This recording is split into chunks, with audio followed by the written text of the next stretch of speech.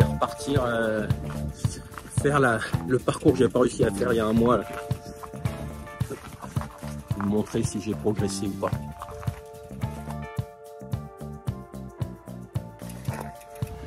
Il fait beau, mais il y a pas mal de vent. Peut-être plus compliqué que prévu. Je commence dans la campagne. Après 4 semaines d'entraînement, tout devrait bien se dérouler. Mais avec le vent qui s'intensifie et la fatigue qui pèse, les doutes s'installent. Je me demande si j'aurai vraiment la force d'aller jusqu'au bout de ce parcours.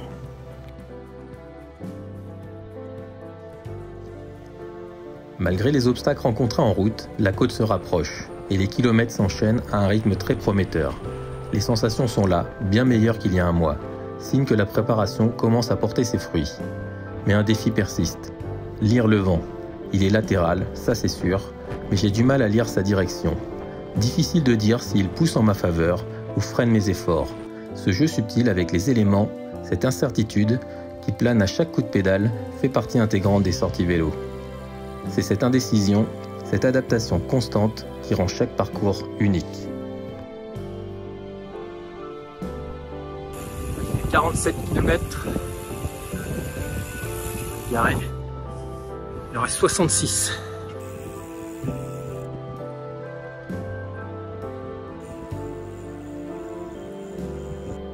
L'heure est enfin venue de descendre vers la splendide côte de granit rose. Ici, le parcours change d'atmosphère, devient plus qu'un simple entraînement. C'est l'occasion de se laisser porter par la mer et les paysages qui s'étendent, majestueux à perte de vue. Le soleil d'octobre réchauffe doucement l'air, illuminant les falaises et les rochers. Les kilomètres défilent, mais aujourd'hui, ils semblent presque s'effacer. Le plaisir prend le dessus. Je savoure chaque instant, chaque parfum salin qui flotte dans l'air. Cette brise marine, les vagues qui me bordent, tout me rappelle la chance d'être là, de vivre cet instant. Les efforts des semaines passées, les doutes et les incertitudes, tout cela s'éloigne avec la côte.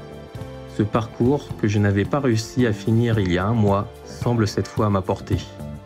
Je sens que ma condition est meilleure, que les efforts finissent par payer.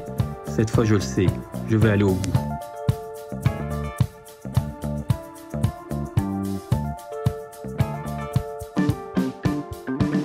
Me voilà enfin au rond-point où il y a quelques semaines j'avais dû abandonner et rentrer plus tôt que prévu. Aujourd'hui, je le dépasse, décidé à finir ce parcours qui m'avait échappé. Le vent de face se fait sentir, ralentissant chaque coup de pédale, mais les sensations sont encore bonnes et la motivation est là. Il ne reste qu'une vingtaine de kilomètres à parcourir. Pourtant, avec ce vent qui s'intensifie, la route semble s'étirer. Chaque montée devient un peu plus exigeante. Les jambes se fatiguent, l'esprit lutte contre l'envie de ralentir. Mais la fin est proche. À chaque kilomètre gagné, je me rapproche un peu plus de cet objectif que je m'étais fixé, prêt à accomplir ce que, la dernière fois, semblait hors de portée. Cette fois, je suis déterminé à aller jusqu'au bout, coûte que coûte.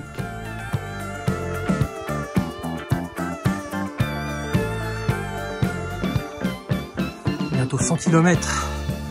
Il me reste 18. Parce qu'on c'est dur. Bon, c'est très dur. Le vent de face pour... Là ça va, quand je suis dans les petits vallons, je le sens pas.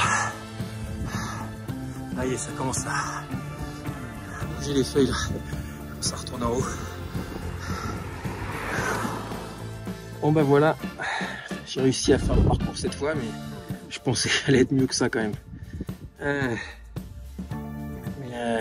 Ouais, les 40 derniers kilomètres avec le vent de face là, je crois que j'ai perdu 2 km/h de moyenne, je crois, sur la sortie. Donc ça a été quand même dur, mais je suis pas complètement vidé comme la dernière fois. Donc ça va dans le bon sens, mais on est encore loin de pouvoir réaliser des exploits là. Les efforts de préparation commencent à payer. Les progrès sont là. Mais à chaque étape franchie, la fatigue s'installe. Maintenant, il va falloir apprendre à la gérer, à l'écouter, se reposer avant de repartir sur un nouveau cycle d'entraînement. Chaque kilomètre m'approche un peu plus du but, et chaque instant compte dans cette quête d'endurance et de dépassement de soi. Je commence à entrevoir la possibilité de m'aventurer un peu plus loin dans les prochaines semaines.